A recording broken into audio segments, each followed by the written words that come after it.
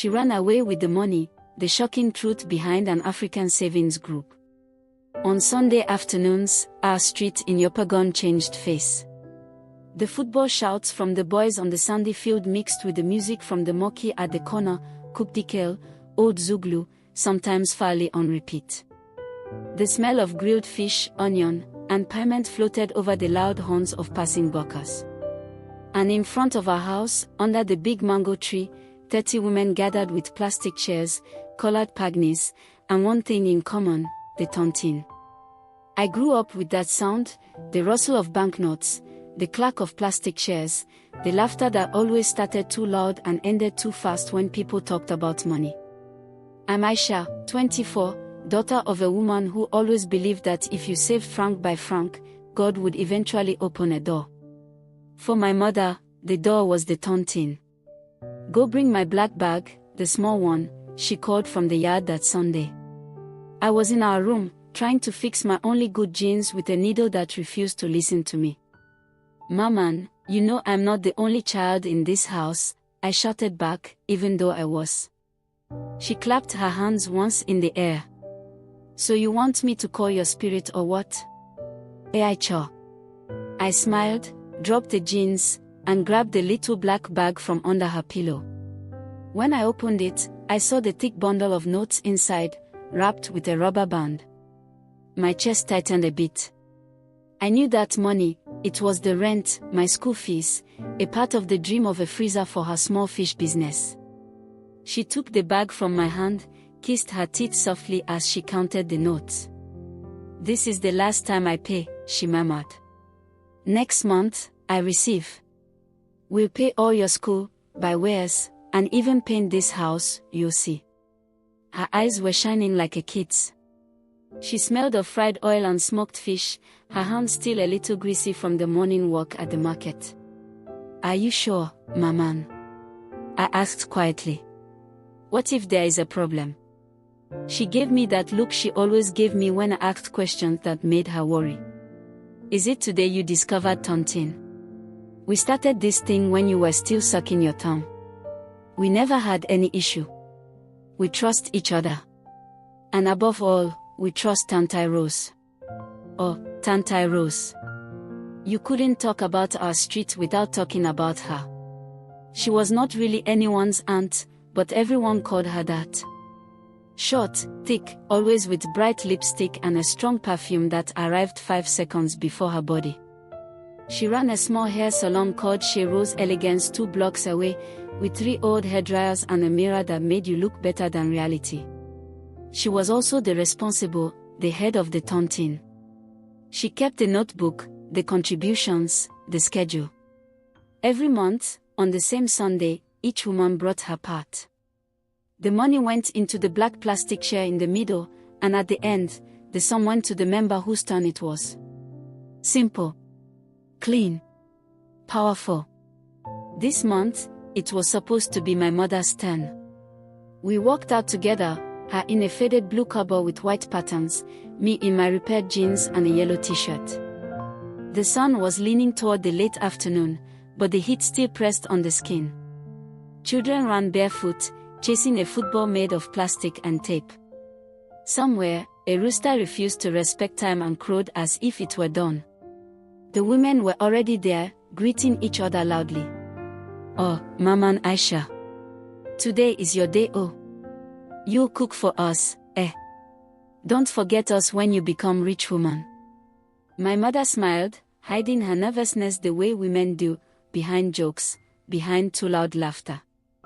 They placed the plastic chairs in a circle under the mango tree. In the center, one red chair waited, empty. That was the money chair. The sacred one. Only one thing was missing, Tante Rose. She's late today, muttered Fanta, a tall woman with a baby tied to her back. Strange. She's always early when money is involved. She must still be at her salon, said another one. You know customers, they never respect time. Or she's fixing her wig, someone added, and the group burst out laughing. They waited. I checked my phone. 15:25. Normally, the Tontine started at 1500 hours sharp.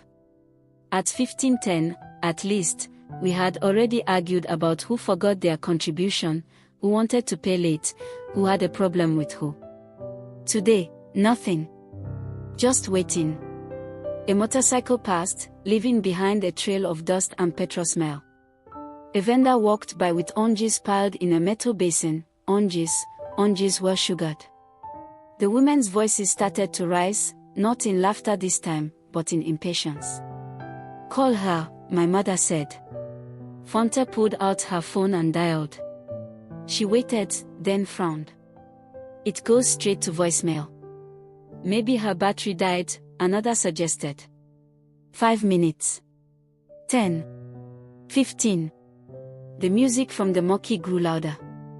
A generator near the corner store coughed and started, humming steadily like a big old bee. My mother shifted on her chair.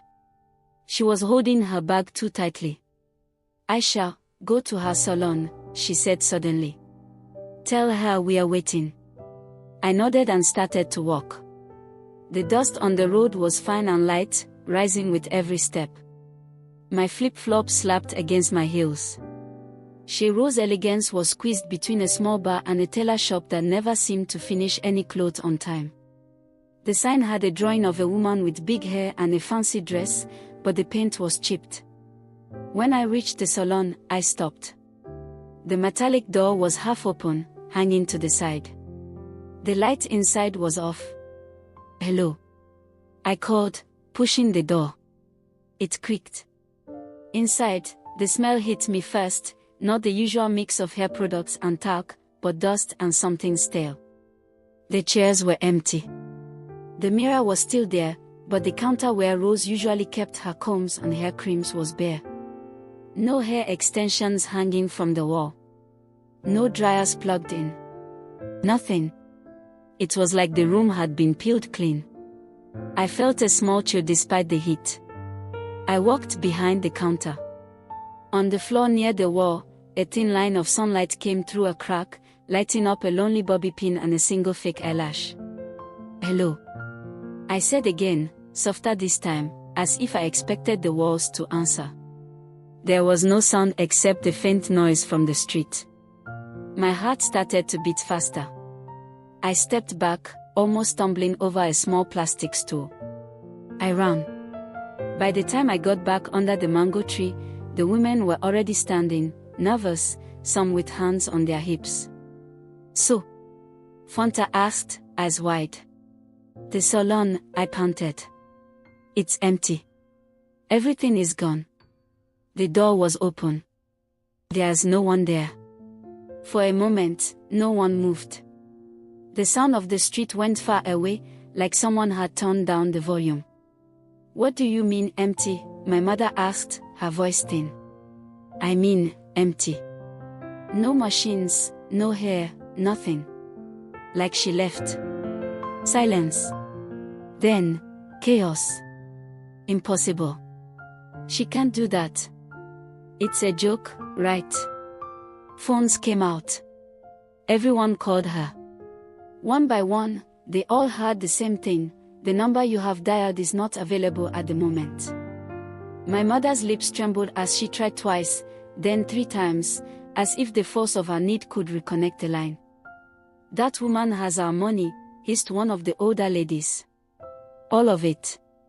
Since last year. Every month." Another one whispered, "My husband will kill me." A baby started crying somewhere, maybe feeling the tension in the air. The red plastic chair was still in the middle of the circle, empty, its surface shining in the sun.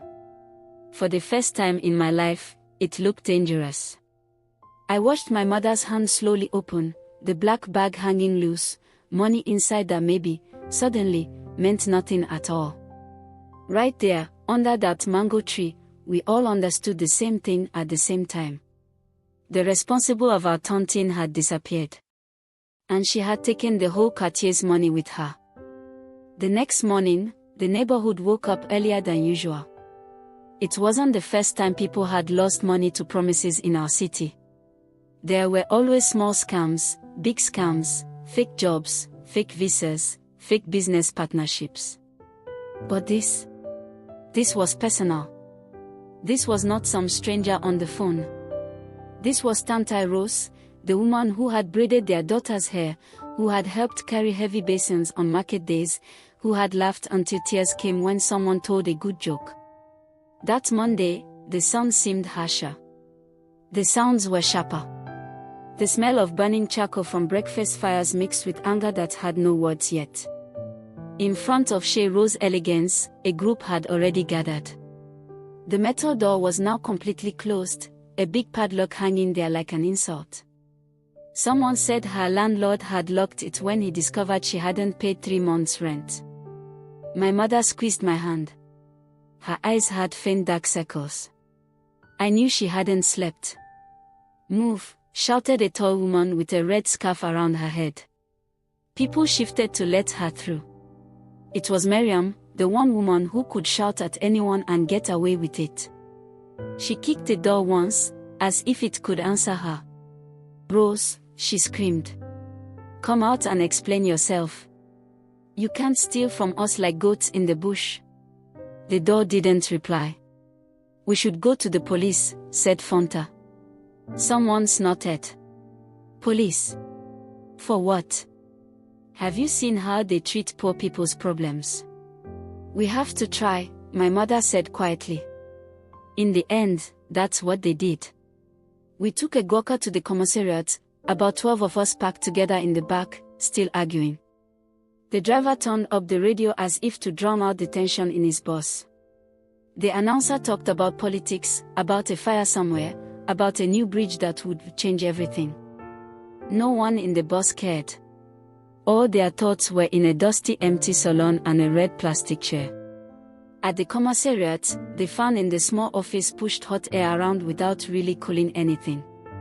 The walls were a dirty cream color, with old posters peeling off. The policeman behind the desk looked bored before we even sat down. He was middle-aged, with a small belly and tired eyes. "Yes?" he asked, tapping his pen on the table. Miriam stepped forward. "Chef, our Tontine money has disappeared. The woman keeping it, she's gone." She closed her salon and left the quartier. He raised one eyebrow. "How much money?" They started calculating loudly. Each woman tried to remember how many months, how many members, how much per person. The numbers flew around the room like birds that refused to land. "Roughly," I said, trying to help. "Maybe around 20 million. The room fell silent for a second. Even the fan seemed to pause. The policeman's eyes opened wider. 20 million. The word sounded heavy when he said it. "Yes," my mother said. "Some women put all their savings. All. We trusted her." He leaned back in his chair and clicked his tongue. "You have a contract?" he asked. "We have a notebook," my mother answered. She wrote everything inside. Names, contributions, dates. "Who has the notebook?" Everyone looked at each other. Then, slowly, they all realized the same thing: Rose had always taken the notebook home. No one else had touched it. The policeman shook his head slowly, like a teacher with stubborn students. "So you gave someone all your money," he repeated. "No contract. No copy. No witness outside your group. And you're surprised she disappeared." His words cut. "We had trust," Miriam said, her voice rising. "Is trust nothing in this country?" He looked at her for a long second, then sighed. "I didn't say trust is nothing, madam," he replied, a little softer. "But law likes paper. Without paper, your case will be hard." He took a form from a stack and slid it toward us. "Still, we'll open a file. Give us her full name, ID number if you have it, address, contact. Maybe we can find her. Maybe she didn't go far." I watched my mother as she spelled Rose Corsi, slowly. Her hands shook. When we came out of the commissariat, the heat slapped us in the face. The women walked in silence for a while, each alone with her thoughts. On the way home, as the Gurkha jumped over potholes, my mother leaned toward me. "If we don't get that money back," she said, then stopped. I knew the rest of the sentence even if she didn't finish it. "If we don't get that money back, we can't pay rent. If we don't get that money back, the landlord will throw us out. If we don't get that money back, my studies are finished." That night, the quartier was quieter than usual. The marquee still played music, but it sounded far. The generator hummed, children laughed, but under everything there was a new layer: suspicion. People looked at each other differently. If Rose, who had laughed with us, eaten with us, prayed with us, could disappear with our money, then who else could betray us? A week passed. Then 2. The police didn't call. The salon remained closed. Rumors started to appear like mushrooms after rain. I heard she went to Ghana. No, my cousin saw her at the bus station going north. My friend says her sister's husband is a policeman in another town and they have arrested her. None of it was true. Or maybe some of it was. We didn't know. One evening, as the sun slipped down, coloring the sky orange and purple, my mother sat outside with her head in her hands. She had just come back from the landlord's house. "He gave us 1 more month," she told me, her voice flat. "After that, if we don't pay the full year, we must leave. He says he's tired of waiting." I felt something hot rise in my chest. Anger, fear, helplessness all mixed together. "This is not fair," I said. "She can't just disappear like that. We can't just sit here and cry." My mother looked at me, tired. "What do you want us to do, my child?" I didn't know. But that night, as the power cut came and the neighborhood sank into darkness except for small candle flames and phone screens, an idea started to form in my mind. I thought of the salon. Empty. But was it really empty? Maybe she forgot something. Maybe she left something behind. A clue. An address. A name. Anything. I lay on my mat and listened to the night sounds: crickets, distant laughter, a baby crying, a TV running on a small generator in the next yard.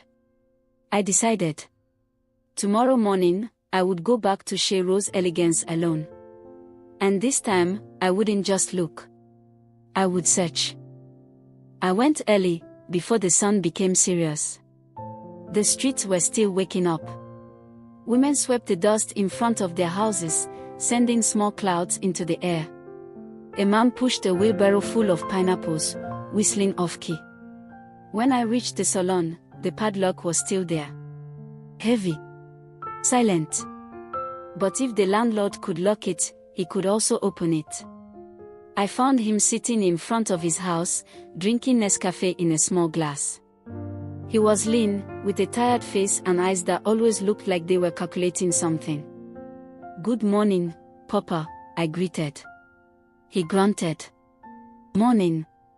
What do you want?" I'm one of the Tontine women's daughters," I said. "We used to gather under the mango tree. My mother is." "Oh." The Tontine," he cut in, his mouth tightening. "That woman brought me problems on top of my problems." He took a sip, watching me over the rim of his glass. "What do you want with her salon?" "There is nothing left. She left owing me rent." "I know," I said. "But maybe she forgot something. A notebook, a paper, something with information. If we find anything, maybe we can find her. Please." He looked at me for a long moment, then sighed, like he was tired of fighting with the whole world. "Finish your problems quickly," he said, standing up. He took a key from his pocket and walked with me to the salon. The key turned in the padlock with a dry click. He pushed the door open and stepped aside. "You have 10 minutes, he added. "I don't want people thinking you're stealing from me." I nodded and went inside. The air was stale, as if it had been holding its breath since the last time I came. Dust danced in the thin beam of light that entered through the crack in the wall. I moved slowly, feeling a bit like a thief myself. The chairs were still there, stacked in the corner. How had I missed that? Maybe I had been too shocked the first time. Now, with my eyes sharper, I noticed small things: a half-used relaxer tub left in a corner, an empty sachet of biscuits, a calendar on the wall from 3 years ago. I went behind the counter again. The surface was bare, but below, there was a small shelf. I knelt and ran my hand along it. My fingers touched something rough. I pulled out a cardboard box, covered in dust. Inside, there were random things: old receipts, a broken comb, a dried-out nail polish, a phone charger with no head. I almost gave up. Then I saw it. Flat, thin, pressed against the bottom of the box, a blue notebook. My heart jumped. I grabbed it, wiped the dust on my t-shirt, and opened it. Names. Rows of names, written in Rose's sharp handwriting. Each one with numbers next to it. Dates. Amounts. Circles. Arrows. Notes in the margins. It wasn't the official Tontine ledger. I knew that one was big, with a red cover. This one looked like a personal notebook, maybe a backup, maybe something else. But it was something. I flipped through quickly. On one page, I saw my mother's name, Aisha's mother, 9 months paid. On another page, there were columns that didn't look like Tontine contributions. Larger amounts, sometimes marked loan, sometimes marked interest.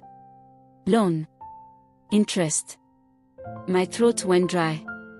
Rose wasn't only keeping our Tontine. She was running private loans on the side. Time's up, the landlord called from the door. 1 second. I moved faster, scanning the last pages. On the final page, at the back, there was a list with 3 names and phone numbers, written in a different ink, as if they had been added later. Kwame, 1.5M, must pay by June. Big Man, 3M, weekly interest. Keda, 500K, motorcycle guarantee. The name Big Man was underlined twice. I didn't know who they were, but something about that underlined nickname made my skin crawl. I closed the notebook and shoved it into my bag. Found what you needed? The landlord asked. Maybe, I said. Thank you, Papa. As I walked home, the notebook felt heavy against my side, as if the ink inside had weight. I didn't tell my mother right away. I wanted to understand what I was looking at first. In our room, I sat on my bed and opened it carefully. I forced myself to read slowly this time. The first pages were simple records. Names of the Tontine women, amounts paid, month after month. Sometimes there was a small note like late this month or a promise to pay double next time. Then, after a few pages, the structure changed. The numbers grew. 300,000, 500,000. 1,200,000. These were not Tontine contributions. These were loans. And next to many of them, there were initials or short forms, MK, BM, KD. For some entries, interest was written clearly, 10% per month. A cold line went down my spine. 10% a month. That was like borrowing fire. I heard my mother coming. "Who are you hiding from like a thief?" she asked, pushing the curtain aside. I hesitated, then showed her the notebook. "You went back there," she said, more surprised than angry. "I found this under the counter," I explained. "I think it's hers. Look." She sat down next to me, the mattress squeaking under our combined weight. I watched her face change as her eyes moved over the pages. "Loans," she whispered. "This woman was lending out our Tontine money." "I don't know," I said. "But it looks like it." She flipped to the back where the 3 names were. "Big Man," she read slowly. "Do you know this one?" I shook my head. "That's not someone from our quartier," she said. At least, I've never heard of him. Her voice grew tight. If she was borrowing money from a man like this, it might be why she ran away. We sat in silence, the noise of the street reaching us, a seller calling, bananas, bananas douses, distant music, someone arguing. What will you do? I finally asked. What can I do? She said. We can show this to the other women. But will it change anything? The money is gone. We have paper, yes, but no one to give it meaning. I looked at the page again, at the numbers, at Big Man, 3M, weekly interest. Weekly. Whoever he was, he didn't sound like someone who waited nicely for money. An idea formed. Wild, maybe stupid, but still an idea. What if we find these people? I said. My mother frowned. Who? The ones in the notebook. Kwame. Big Man Keda. Maybe they know where she is.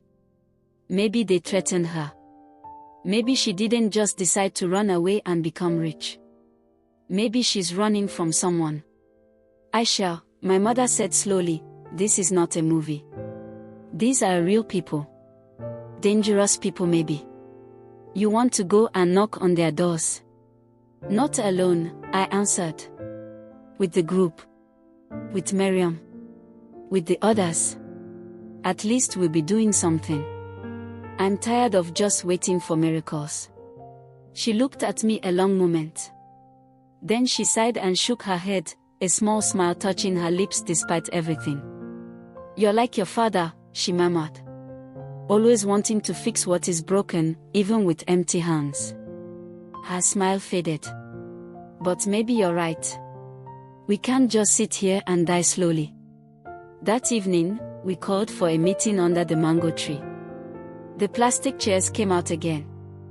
The sun dropped, the street lamps flickered on one by one. The smell of grilled fish rose in the air. This time, there was no red chair in the middle. Only faces turned toward me and my mother, waiting. I stood up, the notebook in my trembling hands. I went back to the salon, I said. I found this. It's not the official Tontine book, but it has names and numbers. Some belong to us. Some belong to people we don't know. I opened it and showed them. They passed it around, eyes widening, mouths tightening. So she used our contributions to do business. Fanta said, her voice shaking. She played bank with poor people's money. It looks like that, I answered. And there are names here. People she lent big money to. People she borrowed from. If we find them, maybe we find her. A murmur went through the group. Miriam stood. Where do we start? I pointed at the first name on the last page. Kwame, I read. 1.5 million. Must pay by June. What if he's dangerous? Someone whispered. What if he's not? Miriam replied. What if he's like us, also cheated? We won't know if we stay here crying. She turned to me. You found this. You come with us. My heart jumped into my throat, but I nodded. Yes. The night seemed to hold its breath. We didn't know it yet, but that small decision, made under a mango tree with dust under our sandals and fear in our pockets, was the first step in following the line of ink in that blue notebook all the way to the truth. And the truth was waiting for us, not in our street, not even in Yopougon. It was waiting somewhere by the sea. In Grand Bassam. The story continues in part 2. If you enjoyed this story, please comment part 2 and don't forget to subscribe and like the video. Thank you, and see you soon for part 2.